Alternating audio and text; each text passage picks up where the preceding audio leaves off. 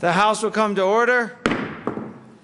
The Pledge of Allegiance this morning will be led by Madison Hans from Crew 5771, Gabriel Weldon from Troop 71, Aaron and Sean Kaufman from Troop 53 from Colorado Springs. Will everybody please join us in the Pledge of Allegiance?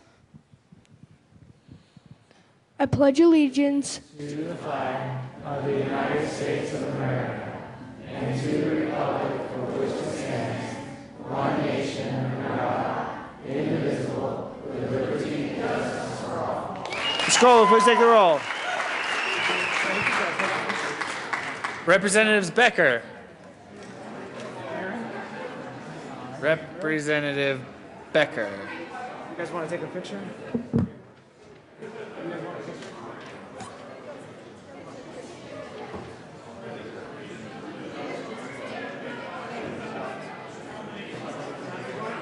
Absent.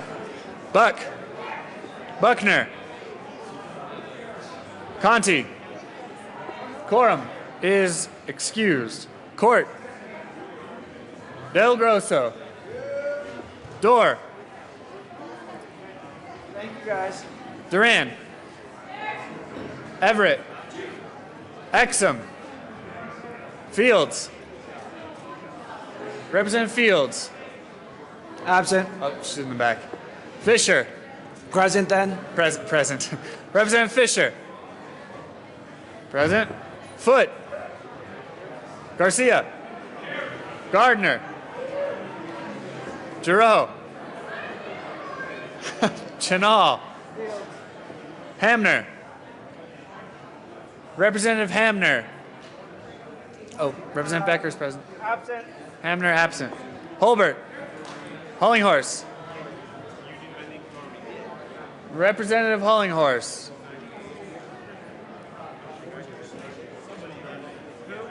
Hollinghorse. Absent. Absent. Humphrey. Joshi. Kagan. Krafttharp. Labuda. Landgraf. Lawrence. Lebsock. Representative Lebsock.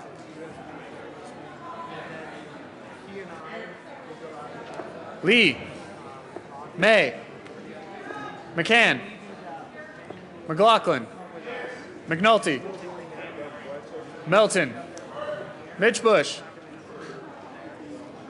Representative Mitch Bush. Moreno. Murray. Representative Murray. Navarro. Nordberg. Pabon. Peniston. Pedersen. Primavera. Priola. Rankin.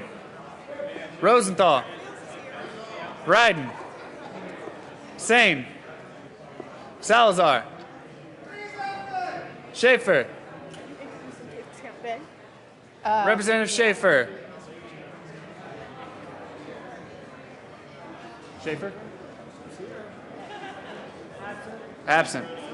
Scott excused. Singer. Sonnenberg. Representative Sonnenberg. Oh, I see him. He's present. Stevens. Oh, evidently Stevens is on a flight, right? Is that from our date? Excused. Swam. Zabo. Tyler. Vigil. Waller.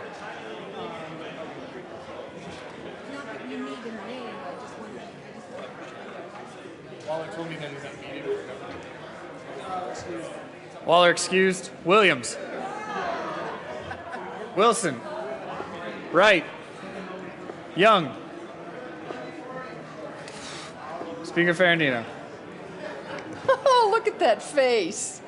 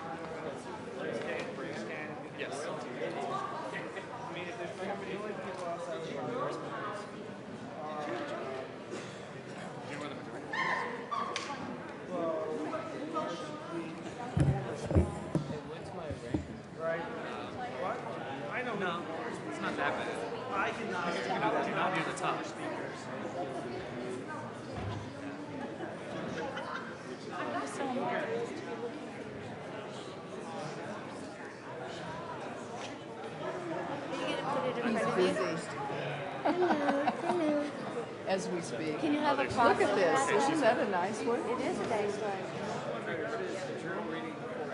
Mr. Mr. Whatever you are. Oh, Dean, yeah. Oh, never mind. I can talk to you. And we can do it. I'll actually let the speakers come down. I'm here. Gotcha. Thank you. Here, and I'll have them come to the balcony. Oh, I hope so. Yeah, I have a good one. With 61 members present, 4 excused, a quorum is present. We got to do journal first. Representative Singer, unless you're doing the journal with your doll. Representative Singer. All right, thank you, Mr. Speaker. I move that the reading of the journal for Friday, March 21st, 2014 be dispensed with and that it be approved as corrected by our amazing Chief Clerk. You've heard the motion. All those in favor say aye. Aye. All those opposed, no? No! Because Representative Murray's waiting to make an announcement, we'll say yes, that passed. Representative Murray and Pabon. Thank you, Mr. Speaker. I hope you are all enjoying your handcrafted doll at your seats. They were made by children all over the state. Hopefully the one that you have is from your district.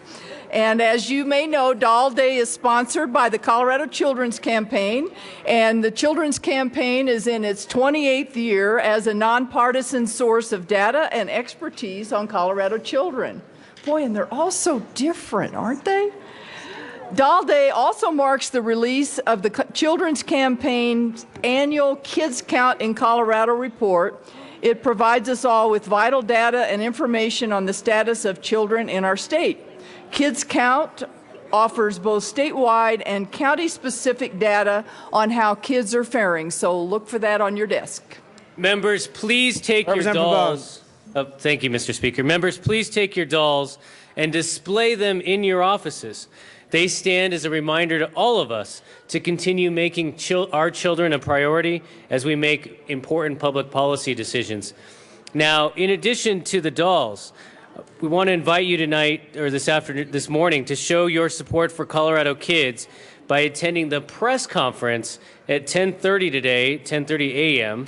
today, to release the Kids Count in Colorado report. We might be a little busy doing work at that time, just saying. That's true, Mr. Speaker. It will be in the West Foyer of the Capitol, and speakers include the Children's Campaign President and CEO, Chris Watney, and Governor Hickenlooper. You're also invited to hear more details about this year's report at a lunch and learn in the old Supreme Court chambers today at 11:45.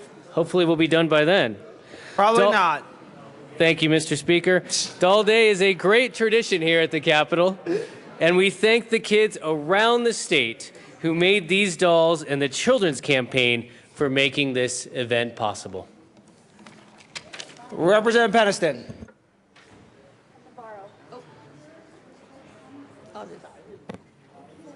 Thank you, Mr. Speaker. Colleagues, sticking with the youth theme, back in 2009, we instituted the COYAC group, the Colorado Youth Advisory Council, to be exactly that for the state legislature, an advisory group of youth throughout the state of Colorado. They come from all across the state, identified by Senate districts, and they represent all rural, urban, all the diversity that Colorado has to offer. They work every year on presenting some advice to us, some recommendations, legislative recommendations, and they will be here with us all day on, sorry, that's Representative Navarro's part. That's the Youth Advisory Council. Representative Navarro. Thank you, and they will be joining us on April 16th. Please mark your calendars to come and have lunch with these fine young students from around Colorado. That will be on Wednesday the 16th at noon in Senate Committee Room 365. Thank you. Representative Peniston. Thank you, Mr. Speaker. And you will be receiving a hard copy invitation in your mailbox today, so please put it on your calendar. These are kids that we need to hear from. Representative Swan.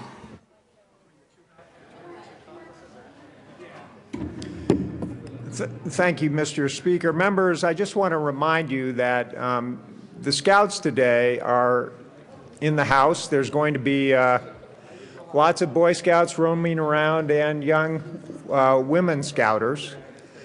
And they're coming here from all over the state. They presented a very impressive report to the state this morning in the old Supreme Court chambers. Former Representative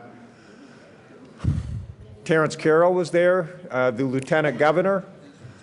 Very good job that they did, and I would encourage you when you see the Scouts, and I think a lot of them are going to be here because it is spring break for a number of them. You know, introduce yourself to them and try to find those that happen to be your constituents. Thank you, Mr. Speaker. Madam Speaker Pro Tem.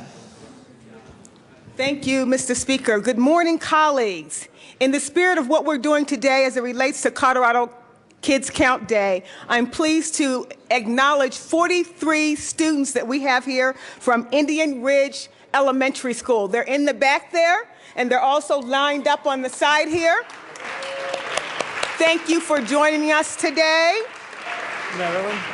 Colleagues, they are going to be asking you to come out to speak to them today. So if you get a little card from them, please speak to them. And I want to welcome them to the Capitol, as well as my daughter and my granddaughter, Maisha and Nirima. Please wave. Thank you, Mr. Speaker. All in the back. Representative Fisher. Thank you, Mr. Speaker. Members, I wanted to draw your attention to this flyer that I distributed to your desks this morning. This is about the Farm to Fork competition, which will be as part of Wednesday's Ag Day at the Capitol celebration. We'll have members, chefs from the American Culinary Federation, and teaming up with legislators to prepare special dishes representing each of the Colorado agriculture commodities. So just take a look at this, and I hope you can plan to attend. Representative Garcia. Thank you, Mr. Speaker. Members, I would ask that you join me in recognizing an important member who is here today. He is my wife's grandfather. He's my grandfather through marriage. He was a Republican in El Paso County and the chairman of the Rules Committee, Representative Frank Randall in the back.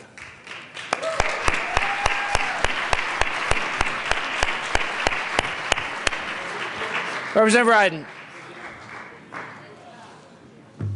Thank you, Mr. Speaker. Members of the State Veterans and Military Affairs Committee, seeing no business before us today, we will not be meeting this afternoon.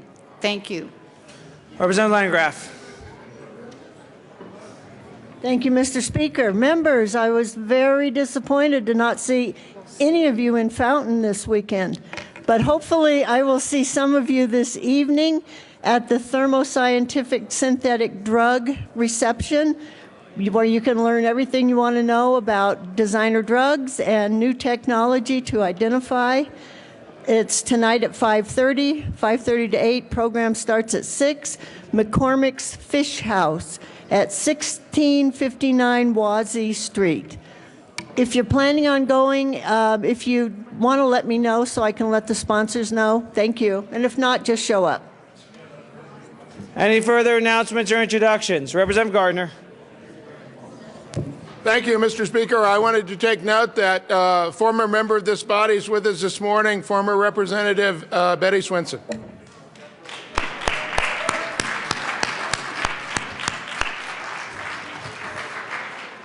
Seeing no further announcements or introductions. Okay, Representative Court. Yes, I was wrong. Thank you, Mr. Just being hopeful. We have a very special teacher with us today. She received the Presidential Award for Math and Science, and she teaches in my district and Senator Stedman's district, which is why he introduced her first, and I want to introduce Elizabeth Graybois for us to congratulate for her high honor.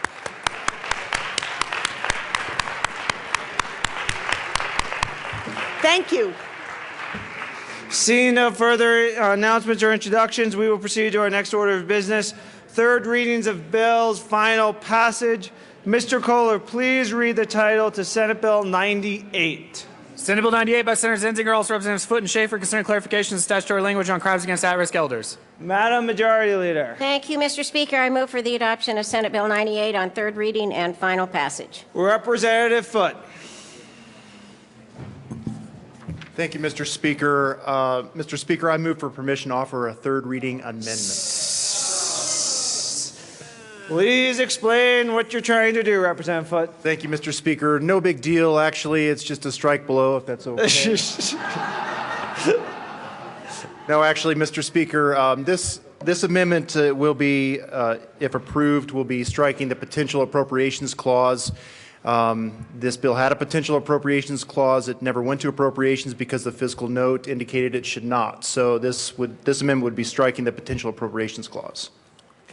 Seeing no further discussion, the question for the House is to grant Representative Foote permission to offer a third reading amendment. Mr. Kohler, please open the machine and members proceed to vote.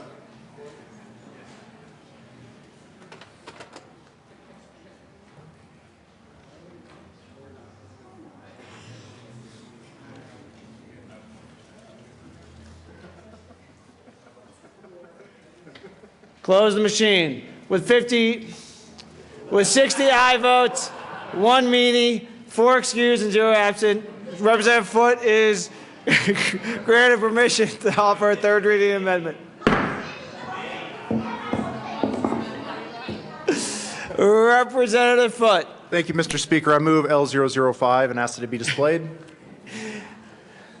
Amendment is properly displayed. Please continue, Representative Foote. Thank you, Mr. Speaker. This does strike the potential appropriations clause. I ask for an aye vote.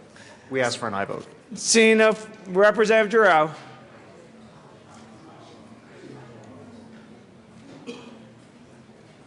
Thank you, Mr. Speaker. Representative Foote, do you not like appropriations? I don't know. Do you not want to go there? Well, you could go there and we could just talk for a while. I don't know why you don't want to go there. I'll be an aye vote. Seeing no actual discussion, the question for the House is the passage of Amendment 5 to Senate Bill 98. Mr. Kohler, please open the machine and members proceed to vote.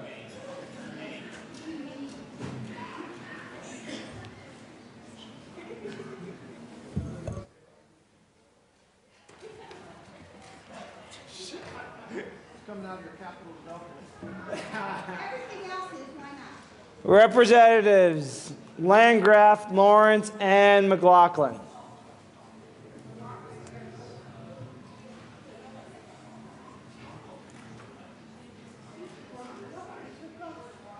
Representative McLaughlin.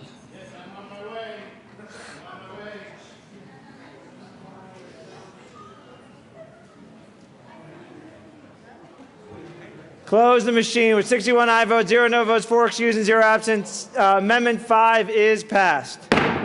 We're back to the underlying motion. Question for the House is the passage of Senate Bill 98 on third reading and final passage as amended. Mr. Kohler, please open the machine and members proceed to vote.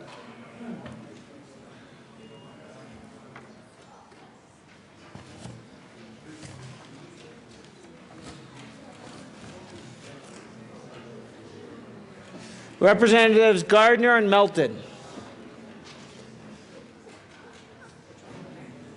Close the machine. With 55 aye votes, 6 no votes, 4 excused, and 0 absent, Senate Bill 98 is passed. Co-sponsors.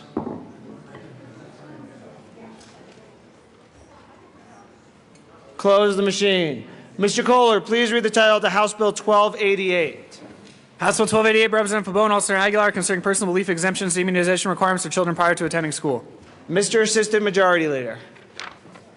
Thank you, Mr. Speaker. Mr. Speaker, I move for the passage of House Bill 1288 on third reading and final passage.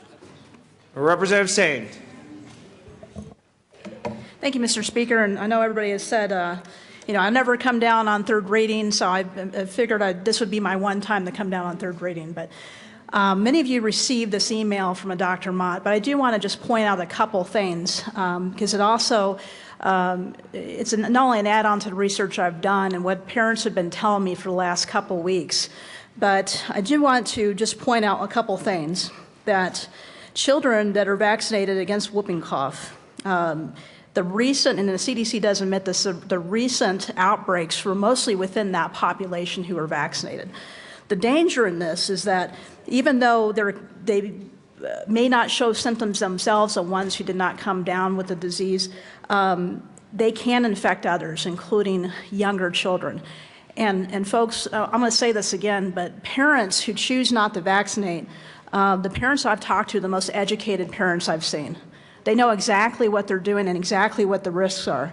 And there's always a risk to something that's good, and vaccines overall have been good. However, there are risks to certain populations. So again, I do ask for a no vote on this bill on that basis, because I do believe that these parents don't need further education. That is the job of the parents. That is a parental right. Thank you. Representative Giroux. Thank you, Mr. Speaker. Members, I do come down on third readings, and I'm not making any promises. But on this bill, Abigail Adams had her children vaccinated against smallpox when John was down at one of the Continental Congresses, and she didn't ask permission because she couldn't get a hold of him. She felt very strongly about that. Benjamin Franklin, when he was in London, his daughter Sally had a baby boy, and he specifically wrote a letter saying, make sure you get that baby Benjamin Bache vaccinated. A lot of you didn't grow up with smallpox. I was at the end of the generation that did. And the impact that it had on, I personally didn't have any friends that had an impact except my best friend. Her mother had survived polio, and the difference it made to her life was incredible. Certain people react differently to different vaccines. I grew up before chickenpox, and for some reason, I caught chickenpox twice before the chickenpox vaccine, so I caught it twice. I grew up before the mumps vaccine, and I ended up catching mumps twice. Now, my parents said it was because I'm stubborn, and you maybe agree. But the truth of it is that I worried about my children when they were born, that are they going to do just what their mother did? I'm going to be a yes on this bill because I actually believe in science, and I actually believe that whatever I can do to protect the children is part of my job here. I'll be a yes. Representative Labuda. Thank you, Mr. Speaker. Members, I came and spoke on seconds, and I've received several telephone calls from people who disagreed with me. And when I explained to them again, the folks that I saw in my small town that had scarring on their faces from smallpox and how dangerous and scary that was. But again, the only time I was truly terrified was when I felt the fear of my parents about polio before we had the polio vaccine. And fortunately, I was received the first polio vaccines. I was vaccinated against smallpox and everything else, and it makes such a difference. Please vote yes on this bill. Representative Everett. Thank you, Mr. Speaker. I rise in opposition to this bill. Again, I see this as a basic parental rights issue similar to Representative Sain, but I also kind of want to dwell on what Representative Giroux said. She talked about Abigail Adams and Ben Franklin, and what they did is they actually made a personal choice here. And I think what we're doing here with this bill is taking away these personal choices away from parents, and I don't think that's the role of this body. So I urge a no vote. Thank you. Mr. Assistant Majority Leader. Thank you, Mr. Speaker. Mr. Speaker, in school year 2012-2013, 13,000 kindergartners went to school unvaccinated. Vaccination is not a medical decision like any other medical decision. It is not only a personal choice. Whether or not a parent vaccinates their child has very real impacts on the rest of the community. During testimony at the House Environment and Insurance Committee, we heard from several different people about this bill. Something that stood out to me from that testimony was from Dr. Irwin Gelfand. He's the chair of pediatrics at National Jewish. He said, when I see an asthmatic child who is treated with steroids on a ventilator, fighting for her life because of a pertussis infection. I ask, where does choice begin and where does it end? We heard from a parent of a child who had a very severe immune deficiency disorder. Her immune system, her name was Katerina, does not generate the necessary antibodies to fight certain diseases, including vaccine-preventable diseases such as mumps, pertussis, and typhoid. The only protection that she has from these deadly diseases is community-wide vaccinations. Her health and the health of thousands of other Coloradoans who are medically fragile literally depend upon the community-wide immunity created by vaccines. When parents choose not to immunize their children, it not only affects their children, but it affects the health of tens of thousands of other people, just like Katerina. Katerina has had the mumps, typhoid, and other diseases that we used to think of as relics of the past. And she caught these diseases because other students had not been vaccinated. Polio, smallpox, these are diseases that have been successfully eradicated in the United States because of vaccines. We want to be able to say the same thing about mumps, measles, rubella, and pertussis. But when you have the outbreaks like we've had in Colorado over the last couple of years, at unprecedented levels, an epidemic has taken place. That's why House Bill 1288 is here. It was a result of a stakeholder process looking at these vaccine-preventable diseases and figuring out what's the best way to protect our Colorado children. What's the best way to make sure that our medically fragile children aren't exposed to this? What's the best way to ensure that our preemie babies aren't exposed to this? What's the best way to ensure those under the age of 3 months old aren't exposed to this? And as a result of that stakeholder process, this is the solution they came up with. The best defense is a good offense. We must take every step possible to prevent the diseases from coming to school in the first place. Vaccinations are an important part of that prevention strategy. This legislation does not force parents to vaccinate their children. It is not coercive, and it doesn't interfere with medical decision-making. This bill preserves parent choice. It just ensures that choice is informed. It ensures that parents understand that the decision to vaccinate is not like other medical decisions, because the decision to vaccinate can have serious impacts on other children too. Please join me this morning in protecting our Colorado children's health. Vote yes on House Bill 1288. Seeing no further discussion, the question for the House is the passage of House Bill 1288 on third reading and final passage. Mr. Kohler, please open the machine and members proceed to vote.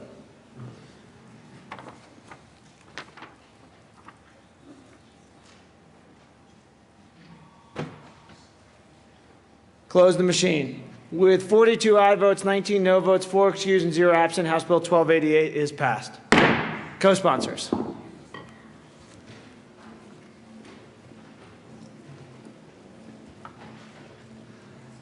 Close the machine. Mr. Kohler, please read the title to Senate Bill 54.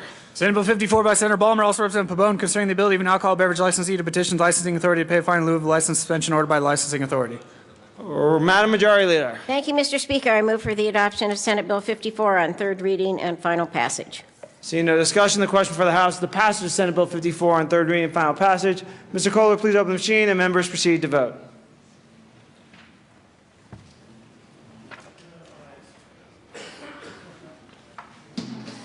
Representatives, close the machine. With 61 aye votes, 0 no votes, 4 excused, and 0 absent, Senate Bill 54 is passed. Co-sponsors.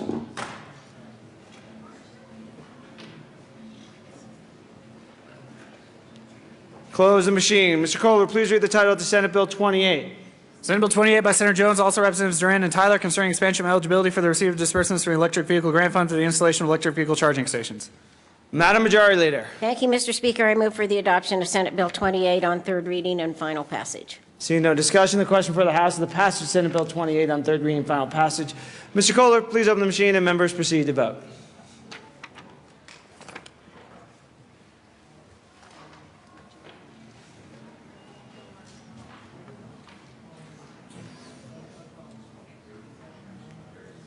Close the machine. With 38 aye votes, 23 no votes, 4 excused, and 0 absent, Senate Bill 28 is passed. Co-sponsors.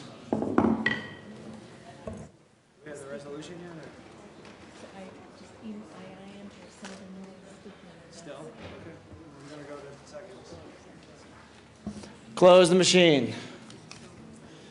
We will proceed to the next order of business. General orders, second reading of bills. Representative Mitch Bush. Mr. Speaker, I move that the House now resolve itself into the committee of the whole for consideration of general orders. You've heard the motion. Seeing no objection, the House will resolve itself in the committee of the whole for consideration of general orders. Representative Mitch Bush will take the chair.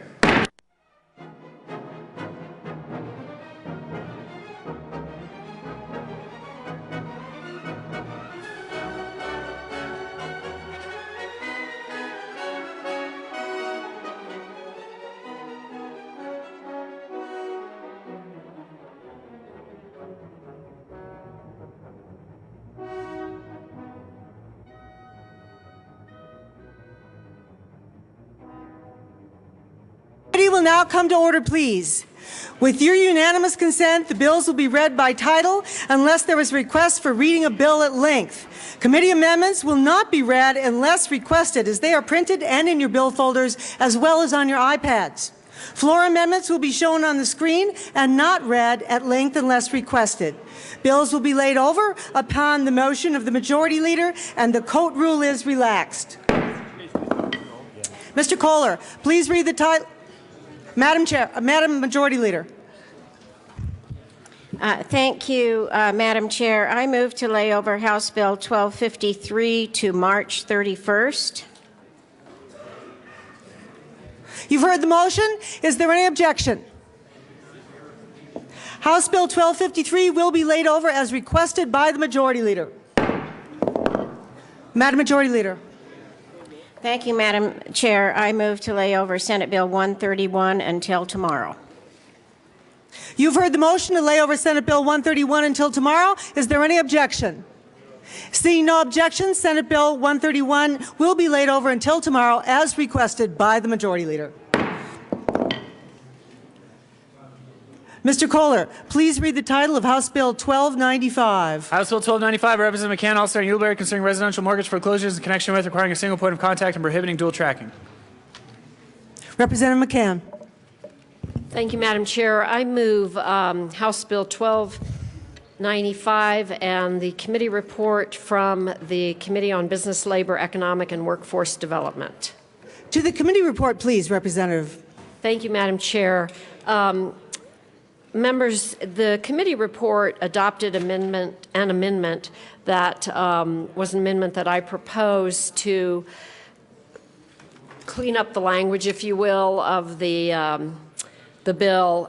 Essentially what this bill does is it prohibits lenders and those in the lending business from foreclosing while a loan modification is in effect or once a borrower has actually submitted a completed application.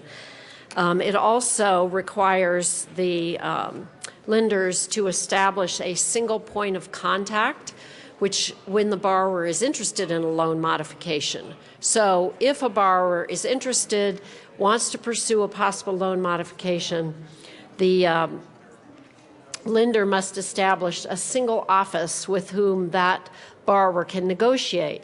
So what the committee report did was change some of the language as a result of recommendations made by the stakeholders, including the lenders and the bankers and the attorneys who practice in this area, to make sure that the bill would accomplish the goal in a way that was a little bit more easily understood. One of the major changes is that our statutes use the term holder of the evidence of debt when we're referring to foreclosure proceedings, but the CFPB, the federal agency, rules, that issued rules in this area, uses the term servicer. So we had to change our language to include either the holder or servicer or the attorney for the holder or servicer if they are represented by an attorney. So much of the language had to do with that particular suggestion. And then the large suggestion on page 2 of the committee report has to do with the process that the public trustee will go through and the borrower will go through and the lender will go through if, in fact, there is a loan modification in progress or a completed loan application has been submitted, and yet there is still a foreclosure proceeding. This will allow the public trustee to contact the lender and verify whether or not a loan modification is in fact proceeding, and if one is, then the borrower has this remedy of stopping the foreclosure proceeding. I believe that all the stakeholders are in agreement with respect to the House Committee report, although I do have one amendment to the House Committee report, which at this point I would ask if that be displayed. Yeah, I'm sorry, I would move Amendment L003 to House Bill 1295 and ask that it be displayed. Thank you, Representative McCann. Amendment L003 has been moved and is now properly displayed. To the amendment, please, Representative. Thank you, Madam Chair. This amendment is as a result of a request from the lenders so that our bill, if it's passed, will be consistent with language that is contained in the rules for the Federal Consumer Financial Protection Bureau. So this makes our bill consistent in language, and this brings the lenders on board with the bill, or at least neutral, I should say, on the bill. This was their suggestion. So I would ask for a favorable vote to Amendment L003. Is there any further discussion on Amendment L003? Seeing none, the question before us is the passage of Amendment L003. All those in favor, please say aye.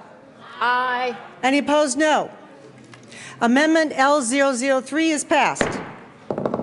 To the committee report again, please, Representative. Thank you. Thank you. I think I've pretty much exhausted my comments on the committee report, so at this point I would ask for a favorable vote on the House Committee report. Is there any further discussion on the committee report? Seeing none, the question before us is the passage of the committee report. All those in favor, please say aye. Aye. Any opposed? No. The committee report passes. To the bill, Representative. Thank you, Madam Chair. Colleagues, we're here today because we believe our best policy is to maximize the number of Colorado families who can stay in their homes, even when they suffer some sort of interruption in their ability to pay, for example, an illness, or perhaps someone has lost a job. So to support this policy of trying to allow more Colorado homeowners to stay in their homes, I believe that negotiations between mortgage lenders and borrowers and families across Colorado should be conducted in good faith. So what you'll see in this bill is that this bill will say when a homeowner, a borrower, really desires to continue making payments, wants to work with the lending company, that the lending company must treat them with respect and actually establish a single point of contact with whom they can negotiate. We have found through the last several years that often we hear from constituents and homeowners who are shuffled from company to company, person to person within the company, and they spend months trying to get their loan modification application completed and in and have discussions about it. But often we hear that they will submit an application, hear back from the lender that they're missing a page, so they have to resubmit it. So they resubmit it and they call to find out what the status is, and they hear, oh, we've sold that loan to someone else, or we've transferred that to a different division. You'll have to start all over again. So what this bill says is you can't do that. You can't treat people that way when you're in good faith negotiations. They need to have an office with whom they can negotiate in good faith, submit submit their documents, and have a decision made either up or down on whether they qualify for a loan modification. This is a provision that is now required through the Consumer Financial Protection Bureau under their rules, but it is not currently in our statute. The second big important thing that this bill does is it prohibits dual tracking. You cannot believe how many people have contacted my office and others to say, we were in a loan modification, and all of a sudden we got a notice of foreclosure. And they thought, what is going on? We're already paying, we're making payments, the company is accepting payments, and yet we get a notice of foreclosure. So this bill says you can't do that. I just got an email over the weekend from a judge who has said, a judge in Adams County who I did not know, who said, thank you for bringing this, because I consistently have borrowers in my court who think they are in a loan modification, and yet they are confronted with a foreclosure. And this will help clarify that, in fact, you cannot foreclose while someone is in a good faith loan modification procedure. So this is a bill that will simply require that our Colorado families who are struggling to make their payments but do make their payments will continue to be able to live in their homes. So I would ask for an aye vote. The banking industry is neutral on this bill. They are not opposing it. And so I would ask that the House pass this bill, House Bill 1295. Thank you. Is there any further discussion on House Bill 1295? Representative Szabo. Thank you, Madam Chair. And colleagues, I just want to let you know that there is already federal regulations surrounding this issue. The federal government, who regulates the banking industry, has already taken care of this. We don't need to add another state layer of regulations and cause more confusion to an already confusing process. Adding this to the Colorado statute would just add another layer of the same regulation that the banks already follow and are required to follow. It doesn't make sense to throw Colorado into the mix. It's only going to confuse the Coloradoans who are trying to obtain this loan modification. I ask for a no vote. Is there any further discussion? Representative Williams. Thank you, Madam Chair. And members, I rise in support of House Bill 1295 as a state representative that represents one of the districts that is hit most hardest during the mortgage foreclosure crisis. These are two pieces of information that is so critical to those who are losing their homes. And this will also allow our Colorado homeowners who may be forcing foreclosure a remedy that they don't have at the federal level. And I believe that this bill is important because while we read in the newspapers that foreclosures had gone down, we actually saw a spike early in January in our state. There are still about 800 foreclosures in our state that are filed per year. And so we had support from homeowners, we had attorneys, we had housing coalitions who testified in support of this bill. We know from the lending industry that there's no harm to the secondary market when it comes to getting loans. And I would ask you for an aye vote on House Bill 1295. Is there any further discussion? Representative Swam.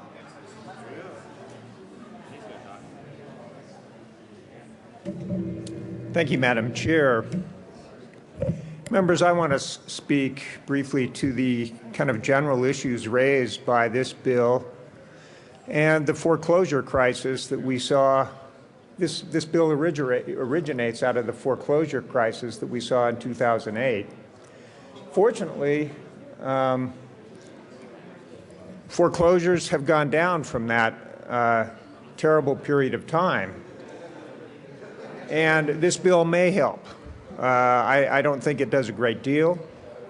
But I do have to extend my thanks to Representative McCann, who has worked on this issue diligently for several sessions at this point.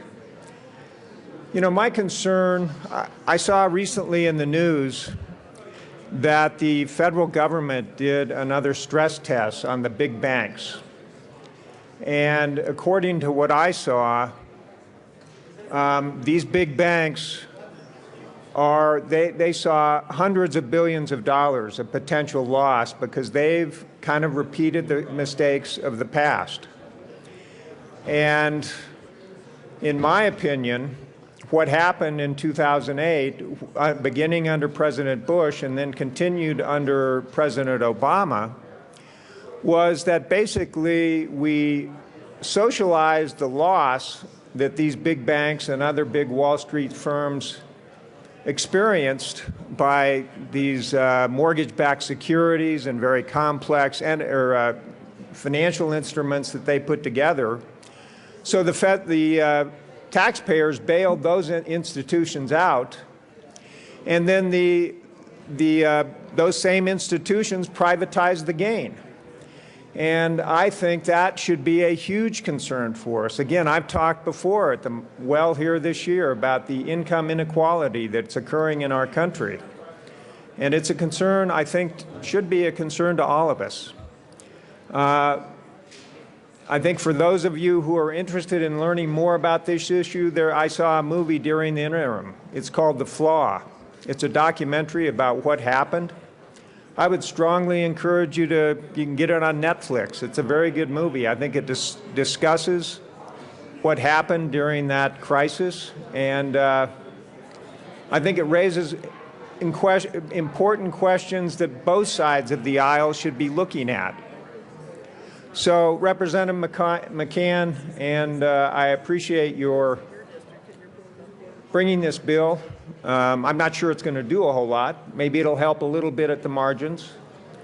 But again, I appreciate your diligence in pursuing what I think remains a significant issue that hopefully we're not going to get back into this where we were in 2008 again. But final comment, I did speak not too long ago to the Arapahoe County assessor, and he told me that property values were going up so rapidly that we might be going back into another bubble. And what would that in turn inspire except another collapse? So thank you. Any further discussion? Representative Holbert. Thank you, Madam Chair. Members in committee, we did hear from industry, and one of the things that was brought up is that, as Representative Szabo had indicated, this really isn't anything new. It duplicates what federal rules are in state statute.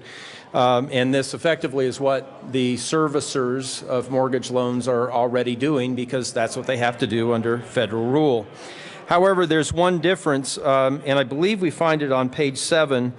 We did talk about this in committee, but a time frame that is established in the CFPB rules is a 27-day time frame. I believe I have that number right, compared to 14 days in Colorado if this bill becomes law. So, Representative McCann, if you could clarify that. We did talk about this in committee.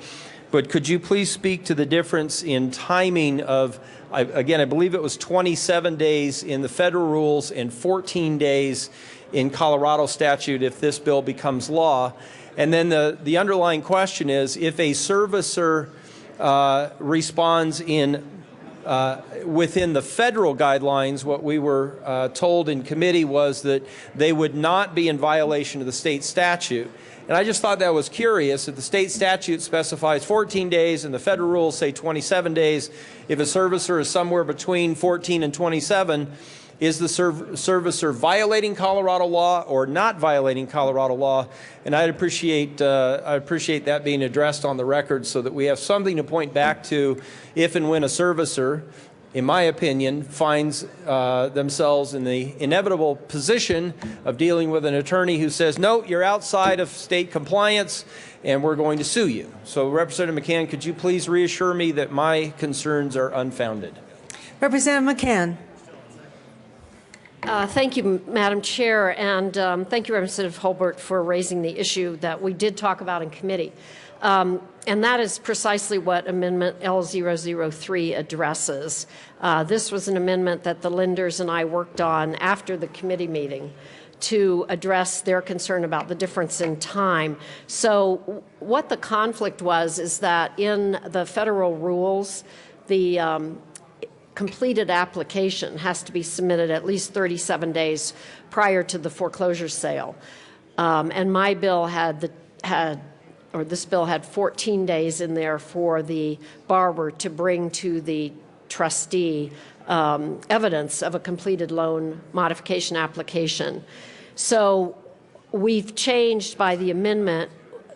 The borrower now has two things they can do. One is they can bring in evidence that their loan application was actually submitted 37 days prior to the sale, which is what the rules in the federal law require, or the federal rules require. Or within the 14 days, they can say, we have an acceptance of a loan modification, which also is in compliance with the federal rules. So the amendment addresses that issue. And then to your other question, the bill does state that if a lender is in compliance with the federal rules promulgated by the Consumer Financial Protection Bureau, they would not be out of compliance with our state law. So I think those questions have all been addressed in the bill now. Any further discussion? Representative Holbert. Thank you, Madam Chair, and thank you, Representative McCann. I have encouraged the members on my side that this is not an opportunity for us to draw a line in the sand and be confrontational, but I see this as an opportunity to get it right. And I do share the concern that putting loan servicers at greater risk of being sued, ultimately homeowners, those who have mortgages or want them, are the only people who can ultimately pay the costs of that greater court action. So I truly appreciate that amendment. I appreciate the clarification, and while I remain a no vote, I think it's worth recognizing that this is an issue that the General Assembly has continued to fix year after year for the past, say, 10 years, and at some point we need to reach a point to say our process is what it is, it's fixed, and we need to move beyond this annual or routine process of fixing a process that is unique in Colorado with our public trustee system and also working into the courts. But what we want is to get to the point where people feel confident about buying and financing residential real estate. That, like nothing else, is going to help our property values increase. I respectfully ask for a no vote because I believe that our process under federal rule is already fixed, and this is a duplication of what already requires those federal entities that service mortgage loans to do. Thank you. Representative Exum. Thank you, Madam Chair, and I rise in full support of House Bill 1295, and I rise in support not because I'm a co-sponsor, not because this has had a disproportionate amount of foreclosures in my district in Southeast Colorado Springs, just like Representative Williams, but simply because this bill is about fairness to homeowners in Colorado that are engaged in a legitimate negotiations to maintain their homes. And it is a good bill for Colorado homeowners. And I appreciate Representative McCann and her work over the many years before I was here, in her work and steadfastness on something that's going to be fair and right for Colorado homeowners. Thank you, Madam Chair. Representative McCann. Thank you, Madam Chair. And again, members of the General Assembly, this is a really important issue. And as many have noted, I've been working on it for several years, and I'm really really thrilled to be able to bring a bill to you that has it has been worked on for many months among all the stakeholders. And as I said, the lending industry is neutral, as are the bankers. So this is real progress in this arena. And I want to make one other comment, because it has been raised that this bill doesn't really do anything because it conforms to the federal rules. But there are a couple points I'd like to make. One is that we never know what's going to happen at the federal level. I think we have all seen that over the years. So there's no guarantee that the federal rules will remain in effect. And this bill will now put those requirements, which are excellent requirements, into our state statutes. The other thing it does that is not present in the federal rules is it gives our Colorado borrowers a remedy if they are being foreclosed on illegally. So right now, the only remedy available through the federal process is a complaint with the federal agency.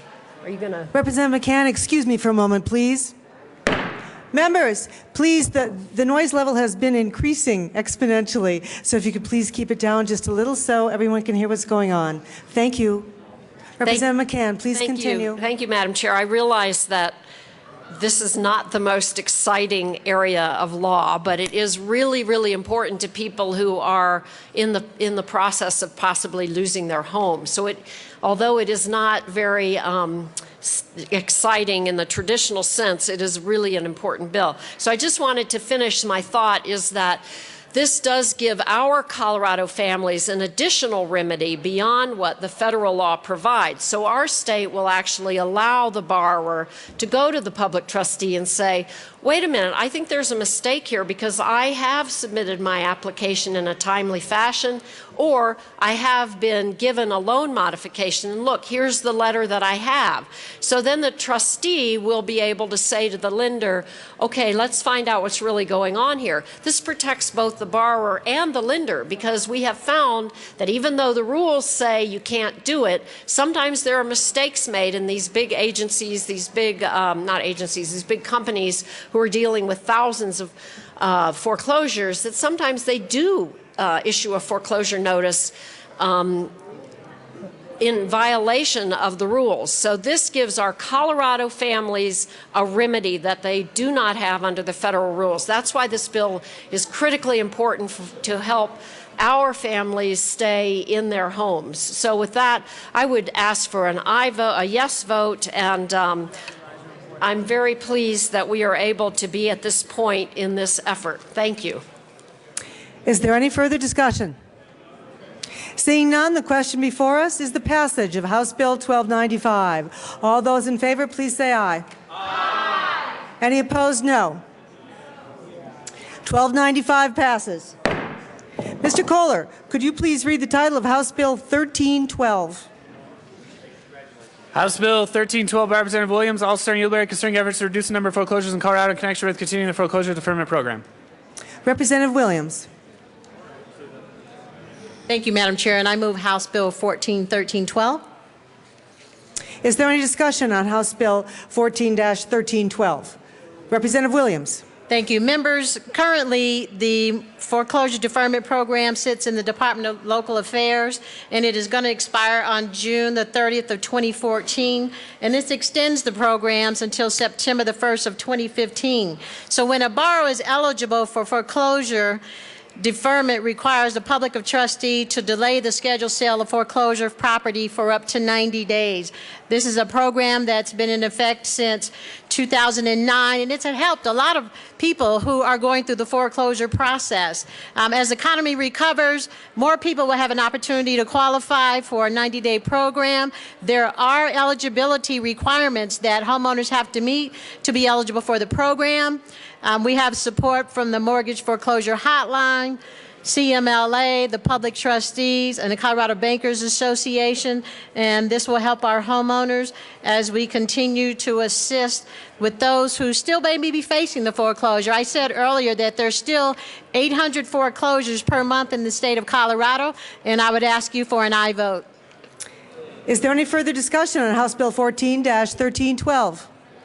Seeing none, the question before us is the passage of House Bill 14-1312. All those in favor, please say aye. Aye. All those opposed, no.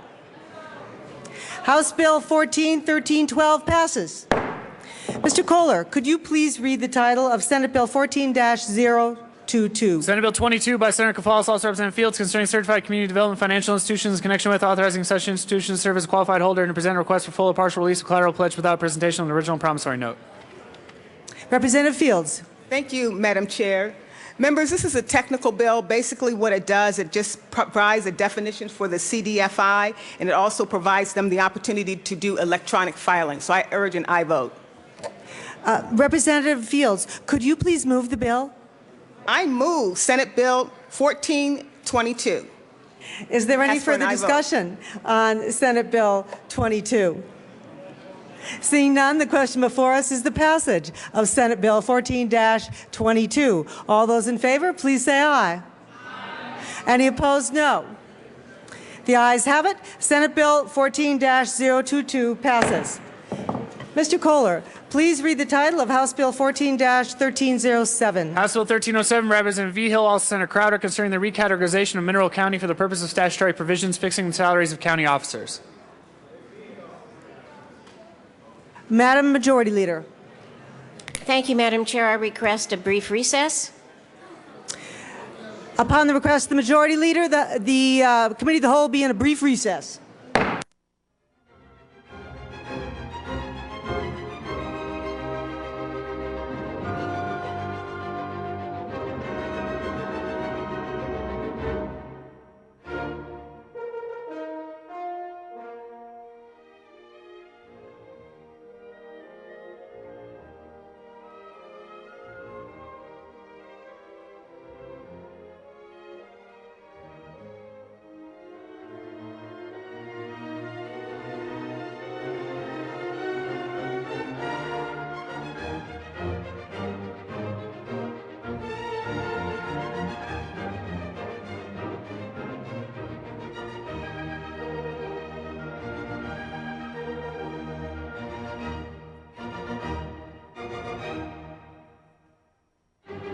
Let's bring the committee back to order, please.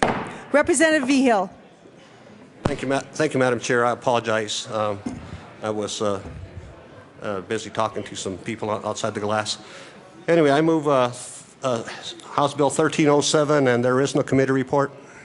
To the bill, please, Representative.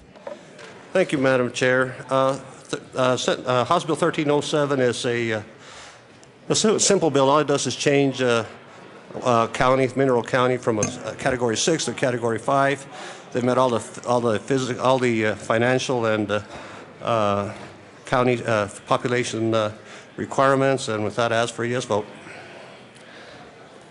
Is there any discussion on House Bill 1307? Seeing none, the question before us is the passage of House Bill 14-1307. All those in favor, please say aye. Aye. All those opposed, please say no. House Bill 14-1307 passes. Madam Majority Leader. Thank you, Madam Chair. I move the committee rise and report. You've heard the motion. Seeing no objection, the committee will rise and report.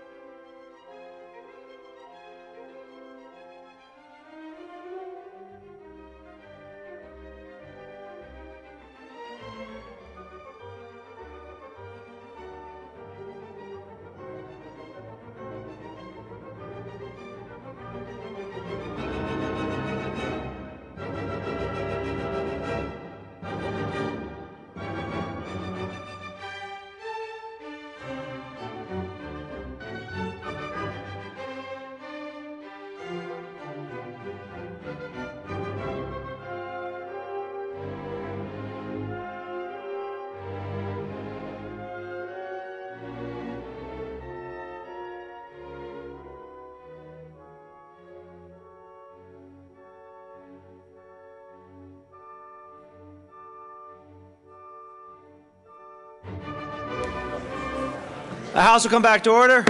Mr. Kohler, please read the report of the Committee of the Whole. Mr. Speaker, Committee of the Whole makes reports under consideration of all attached bills being second reading thereof makes the following recommendations thereon. House Bills 1295 amended, 1307, 1312 passed on second reading or gross place silent counter for third and final passage. Senate Bill 22 passed on second reading or revised place silent counter for third and final passage.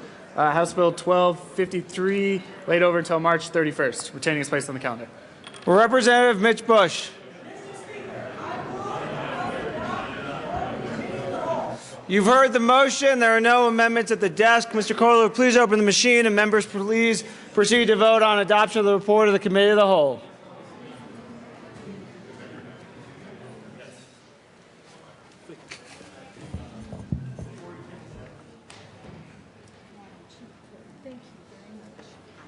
Representatives Becker, Buck, Court, Foote, Navarro, Szabo, Williams.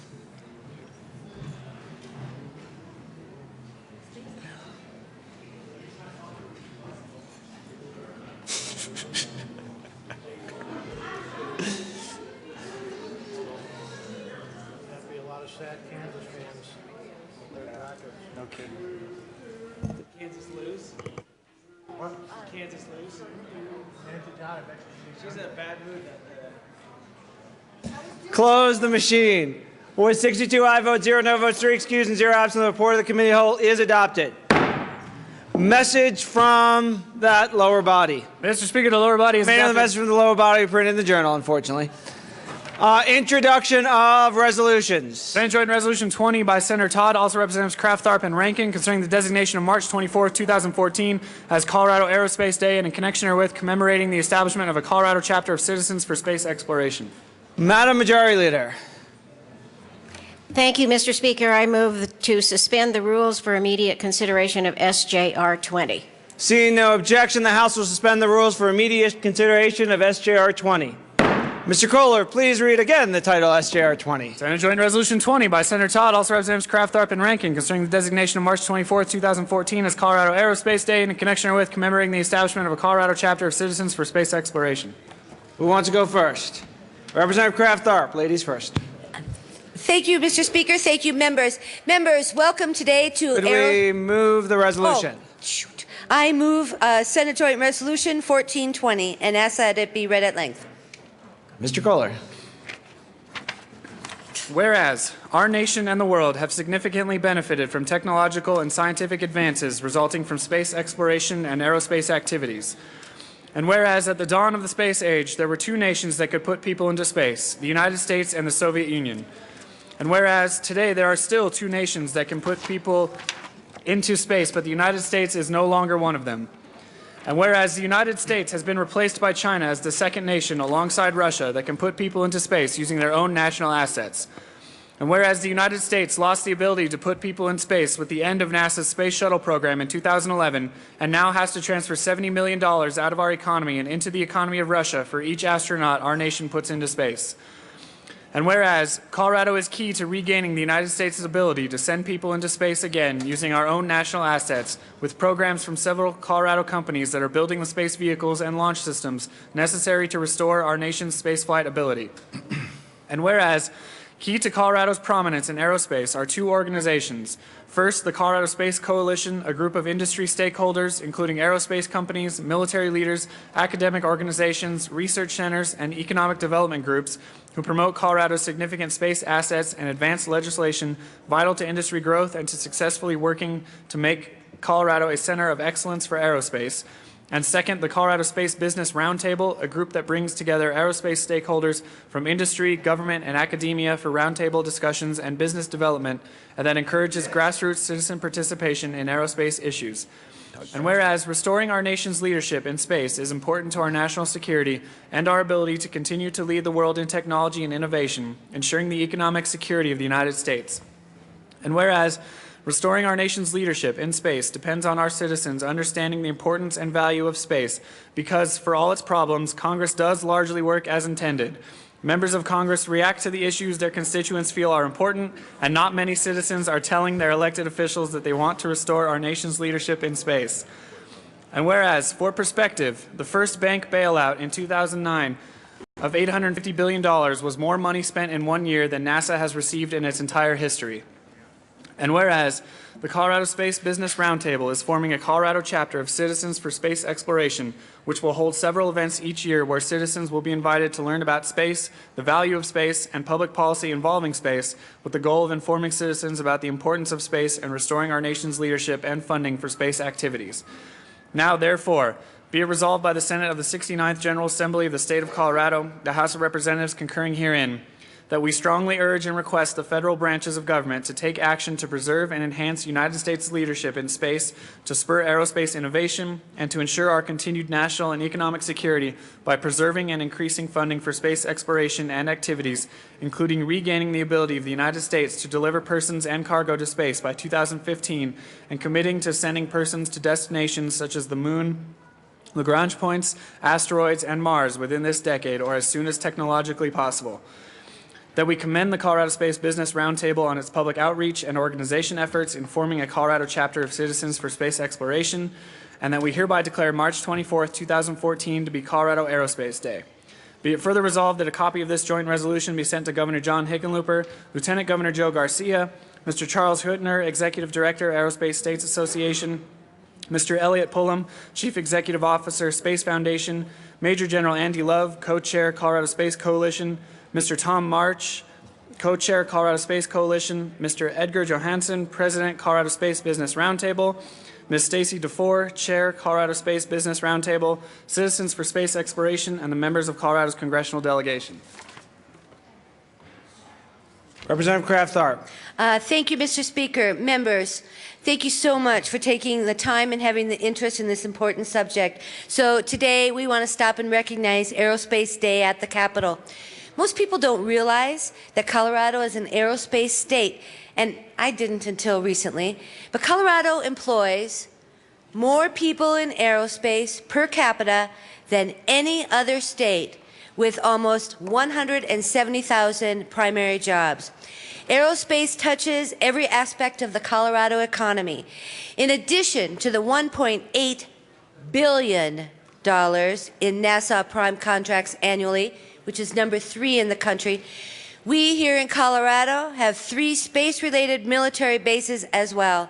And although we appreciate the larger companies that are located in Colorado that we recognize right away, like Lockheed Martin, Ball, Sierra Nevada, it's wonderful to note that just over half of Colorado's 400 or so aerospace companies employ fewer than 10 people.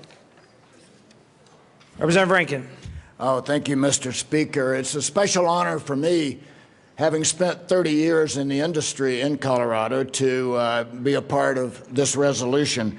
I think about how much the technology has changed over the years, but I also think about the human side of the aerospace industry. How many thousands of people have come to Colorado, like myself, for a job, fallen in love with the state, learned to live and play and go on to other jobs and start other companies in Colorado.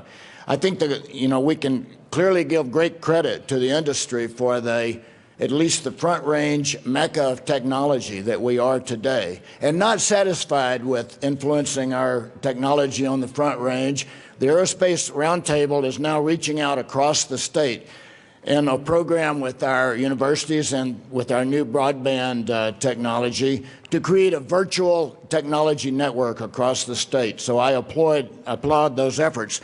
I'd like to quickly go back to part of what was discussed in the resolution, and that is about how the United States is presently dependent on Russia to get our astronauts into space. This should concern us because of national security and economic implications, but also because we're no longer the leader. I hope you'll join me in getting the word out to all the citizens of Colorado about this important issue and asking them to become part of this Colorado chapter for space exploration that was mentioned in the resolution. It's great to know that Colorado, by the way, is once again leading. We are becoming a leader in space in this time. We're looking forward to the first test flight this fall of the Orion spacecraft. And that spacecraft was built by Lockheed Martin. It's going to be launched by United Launch Alliance. Those are both Colorado companies.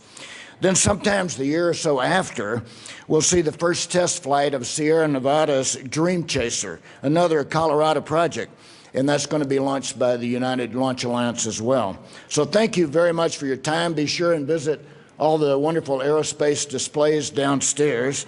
And Mr. Speaker, if appropriate, we'd like to make a few introductions. When we get done with the resolutions, we will do that. Thank you, Mr. Speaker. Representative Landgraf.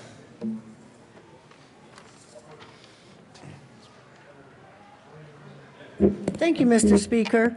This last fall, I had the opportunity to go along with Representative Gardner and Representative McNulty to Cape Canaveral, where we saw the last space launch, and it was, without a doubt, one of the highlights of my life. Everybody said that it's a chance in a lifetime, and I thought, you know, it's a rocket ship. I saw when they went to the moon, so now you know how old I am, in case you were in doubt.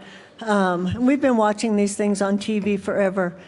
There is nothing like it. This December, the Orion will go to deep space. We saw where that was being made. We took tours put on by United Launch Alliance. It was fascinating seeing how all of this works from the inside. And I would really encourage you, I'm sure everybody's been invited in this room, if you get a chance to go this December, it is a chance of a lifetime. So for me, it's going to be twice, because I'm going again. And I would encourage every one of you, and I'm so grateful to the people who invited us that we got to go, and will go again. Thank you. Representative Singer. Thank you, Mr. Speaker. I would not be here today, which I know some of my Republican members probably regret, if it were not for the space science in Colorado. My family moved here over 25 years ago, specifically to take part in this industry. And I just wanted to let folks know a little bit about the national priority of space science. If you took the entire 2008 bailout, and we're not going to argue the merits of that, that was more than the entire history of the funding of NASA for the entire 50 years. So when we think about this and the priorities, let's not just think about the practical elements of what we've done. We've taken Hubble Space Telescope pictures and used that same science to better detect cancer in breast cancer. But more importantly, and as Neil deGrasse Tyson likes to say, nobody's dreaming of tomorrow anymore. And that's what the space industry and the aerospace industry does. Let's dream of tomorrow. Let's do this by helping support this joint resolution. And thank you very much to the sponsors for bringing this. Representative Giroux.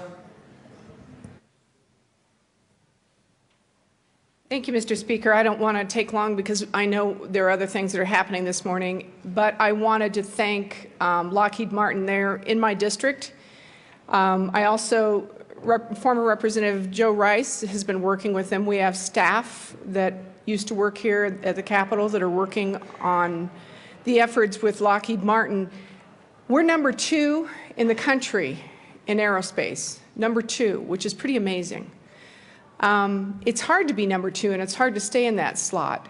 Part of what's helped us is the advanced industries economic development effort of the Governor's Office of Economic Development and International Trade. Those dollars that we voted on last year that you all approved have actually gone towards aerospace industry recipients that are, I think, are sitting in the gallery today. This isn't a small thing. This is a very big thing. And this is something that changes lives. I just really appreciate the bill sponsors for bringing the resolution forward.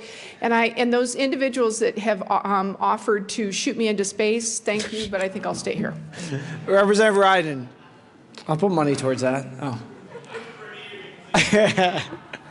Thank you, Mr. Speaker, and I want to make a quick shout out to Buckley Air Force Base and the over 10,000 civilians who have jobs there and in the surrounding community in my district. And I also want to commend Aurora Public Schools for their workforce development program that they're working with the aerospace community to have more young people getting interested in this field and going on to be our astronauts of tomorrow. Thank you. Representative Gardner. Thank you, Mr. Speaker. Thank you, Representative Rankin and Representative Kraft-Tharp. This is an important industry for our state, and I want to say this very quickly and briefly. So many of us are here and make our livings, even those of us who are lawyers, in representing the aerospace industry, doing things for the aerospace industry. If you've not been to the Space Symposium in Colorado Springs, you get tickets. It is the most amazing thing, and a shout out to those of you from the industry here today. Thank you for being here. It's a great part of our economy. Representative Waller. Thank you, Mr. Speaker. And members, I too want to lend my support to this resolution and thank Representatives Rankin and Kraft-Tharp for bringing this resolution forward today. You know, I'm one of those guys that wouldn't be here but for the aerospace industry as well. You know, this was my career field before I became an attorney. You know, I worked at an early warning radar site in California where we looked for ballistic missile launches on the United States. I always like to say not one of them got through on my watch undetected, so that's good. No attacks on the United States that way. And then after I left that job, in the reserves, I flew DMSP weather satellites. I did that from 2001 to 2003. And as you all know, I talk about it all the time, my wife's a lieutenant colonel in the United States Air Force. She currently commands or is the operations officer for that very same satellite unit. So the aerospace industry has been a part of my life for an incredibly long time. But I just want to highlight some of the things that each and every one of us enjoy because of the aerospace industry, not just in the state of Colorado, but in the entire United States.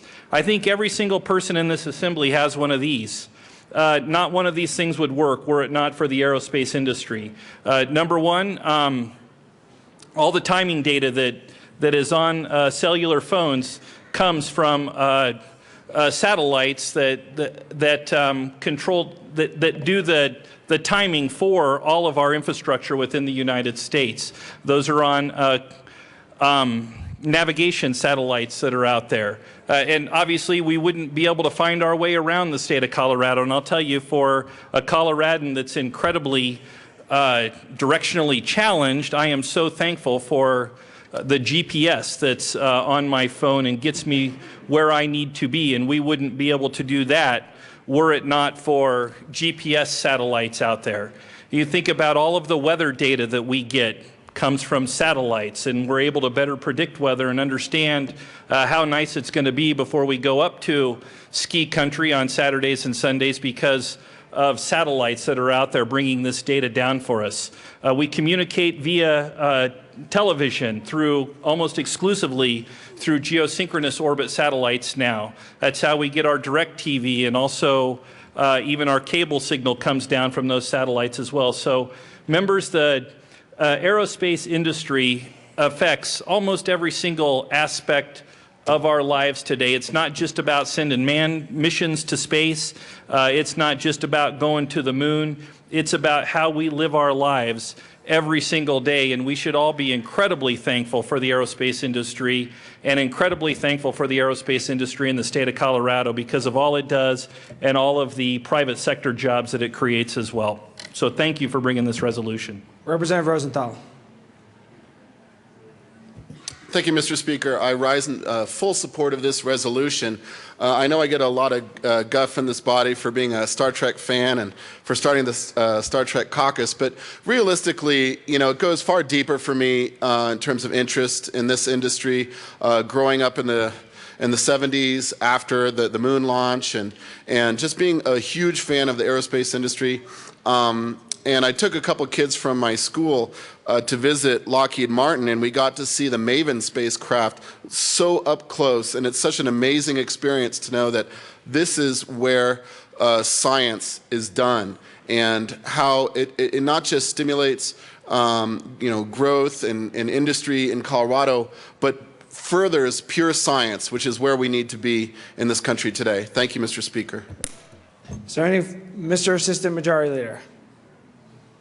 Thank you, Mr. Speaker, and I'll be brief. The biggest piece to this on Aerospace Day is that this inspires us to think bigger than who we are and what we can see in front of us. You know, I think many of us as kids grew up seeing Lockheed Martin and all the different launches and the space shuttle, and it made us think that there was something bigger than us. And I just had an opportunity to speak to a young student who's considering going to become an engineer, a mechanical engineer, probably the highest of high professions. And he said that he was inspired by his trip to Lockheed Martin when he was in 6th grade. So this Aerospace Day does more for us and more for our future than simply talk about the practical effects of the launches. It inspires folks to think about things that they might not have done. And so I rise in strong support of this resolution. Is there any further discussion? Seeing none, is there any objection to taking a voice vote? Seeing none, we'll proceed in that manner. All those in favor of SJR 20 say aye. Aye. All those opposed, no. SJR 20 is adopted. Representative Rankin. Mr. Speaker, I move the current roll call be added as co-sponsors. Seeing no objection, the current roll call is made co-sponsors of SJR 20. Representative Rankin for introductions, or Kraft-Tharp. Thank you, Mr. Speaker. Mr. Speaker, we'd like to just take a moment and welcome today Edgar Johansson and Stacy DeFore with the Colorado Space Business Roundtable, Jason Cucharo, Vicki Lee, Chris Chavez, Christy Lee, former Representative Joe Rice, and I'd like to, if we could all say a special welcome to Mike Lotto from the University of Colorado in Boulder, who reminds us what we're here for today.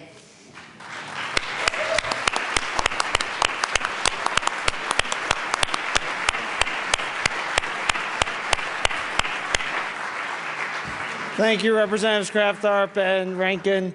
Members, we are about to do the unveiling of the bust of former Speaker Bledsoe, but we are going to stand in a brief recess. Please stay at your desk so that we can bring more members in and our guests may exit. So the House will stand in a brief recess. Please go nowhere.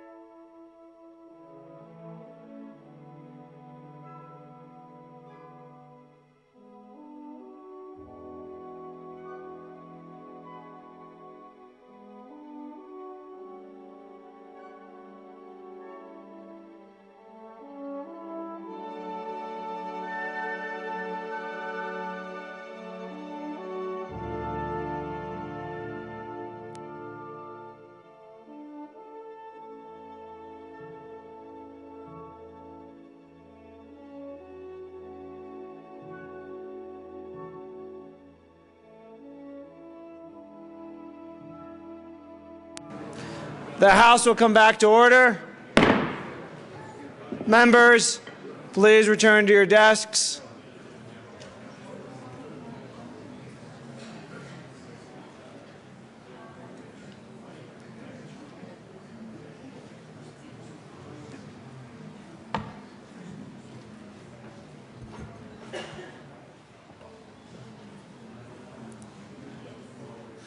Representative Dorr. Thank you, Mr. Speaker. Mr. Speaker, I would ask for a moment of personal privilege. Representative Dorr will be granted a moment of personal privilege. Thank you, Mr. Speaker. Members, about a year ago, we sat in this chamber and had the opportunity to memorialize the longest-serving speaker in the state of Colorado. And that day was a wonderful day. We got to hear the history of Speaker Bev Bledsoe, got to meet his family, and pay tribute to a man that brought so much to Colorado. Today, we continue that remembrance memorialization of this great figure for the state of Colorado, and we'll be dedicating a bust very shortly. But before that, I want to once again introduce the family of Speaker Bledsoe who are here present. His wife, Alice, his son, Chris and Pat, his son, Tom, and wife, Mary Ann, and son, Bob, and wife, Kathy. Could we recognize them real quickly?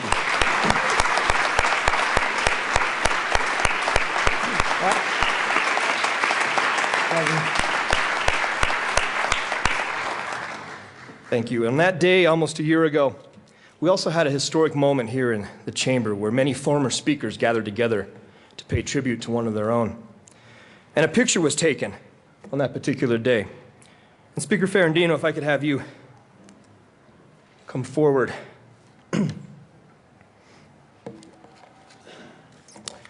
present to you, on behalf of the whole chamber, the picture to my right of that moment of all speakers together. I think it was almost all, I think it was all the living speakers at the time. Except for Speaker George. So it's a very historic moment.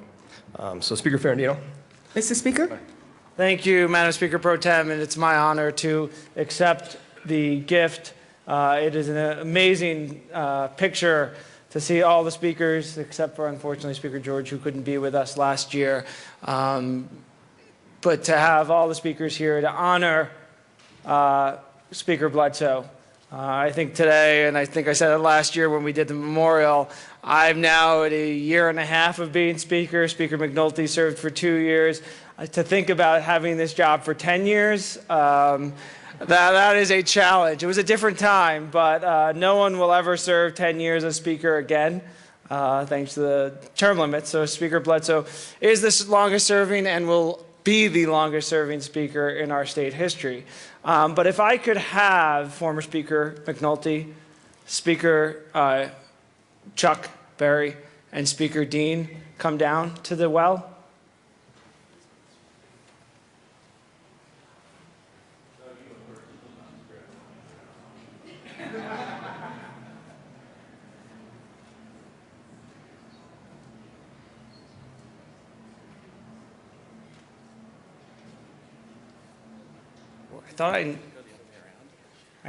I saw Speaker Berry. He's right behind. Oh, right behind me. Sorry. Exactly. Always coming up behind, you know. But forget. Okay. We have copies of the picture you see on your right for all of the speakers who are in the photo, and so it's my pleasure to hand over copies of each of these for your keepsake and in honor of your service to the state of Colorado. So, Speaker Berry.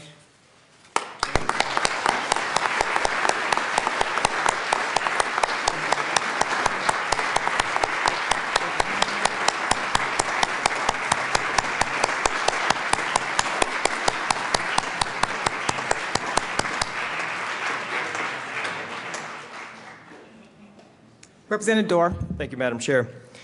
Representatives, I'd like to take a brief moment to introduce the Bev Bledsoe Memorial Fund Board. This board was put together with the purpose of raising the monies for the bust you're going to see in a little bit here. So this bust is private donations. There's not public dollars going into it. And it was a board that came together and worked very hard, very diligently to raise the money. In fact, I think they raised over what they actually needed, so it even made a better project out of it. So if I can recognize former Representative Frank DiFilippo, who was the chair, former Representative Pat Grant as the vice chair, Senator Mike Feely, who was the secretary, and former Representative Don Eberly, who was the treasurer, and thank them for their hard work in doing this.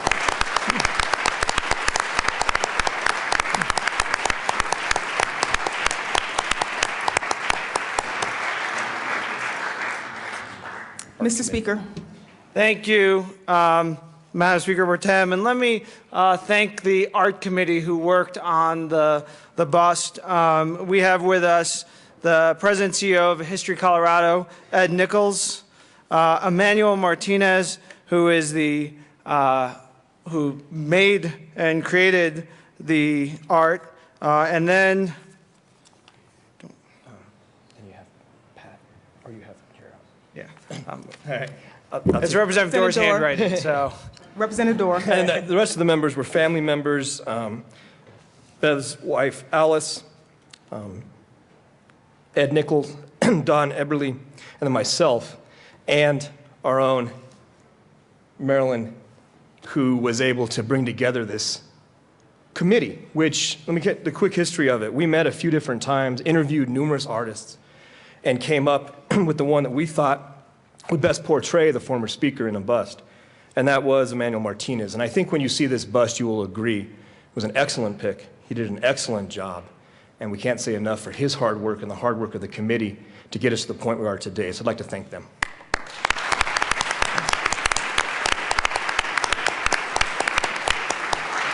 Mr. Speaker.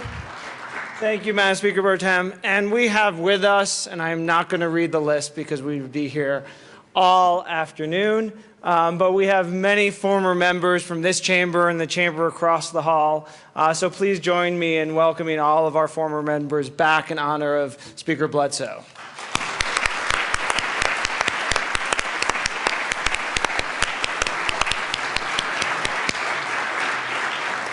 Members, let me explain what's next. Representative Dorr and I, with the family, please, will go out into the lobby for the unveiling of the bust.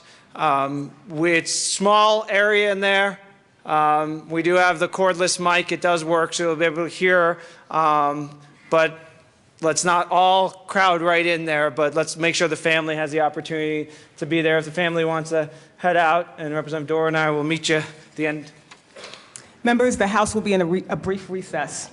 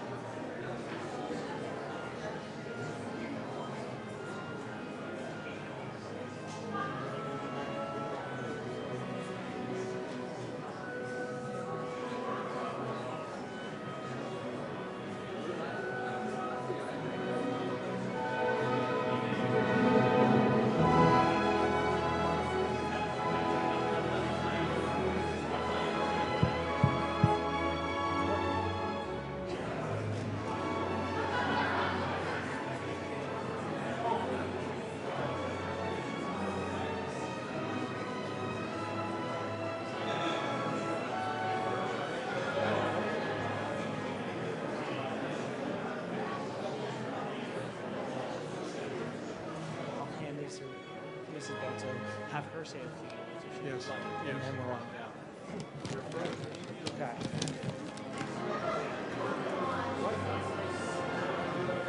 They're from your mother? Yeah. Okay.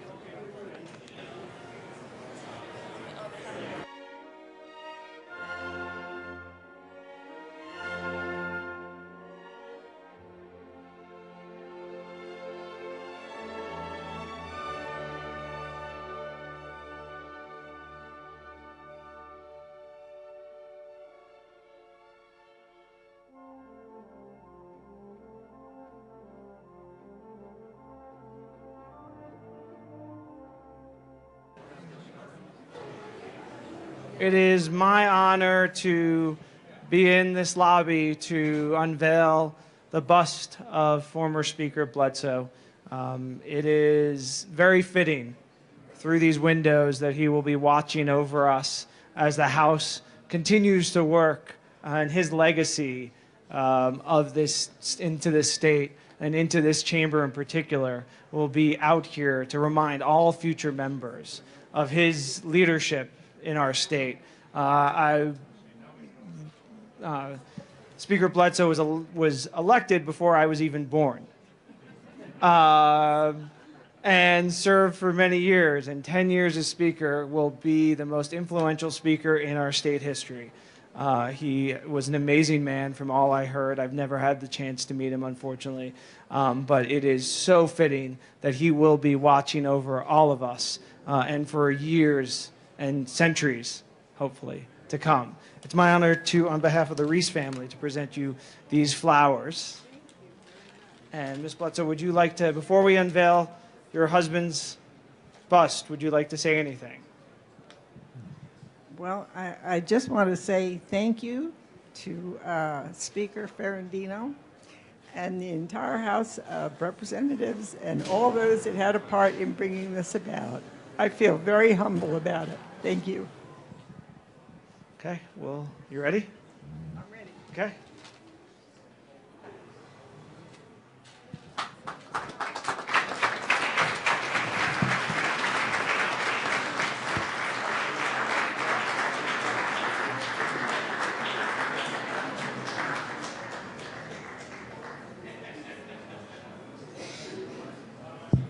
For those who can't, I'm going to read the plaque that's next to it.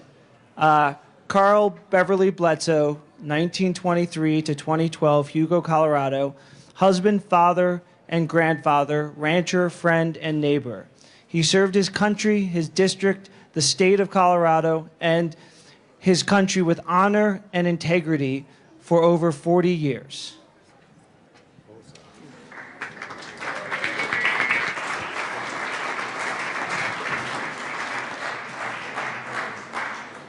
With that, thank you everyone for coming. I know some people are going to be going to another event to honor Speaker Bledsoe, so we'll see most of you over there. But thank you. This is an amazing, amazing work. Thank you. Mr. Martinez. And the House will be in recess.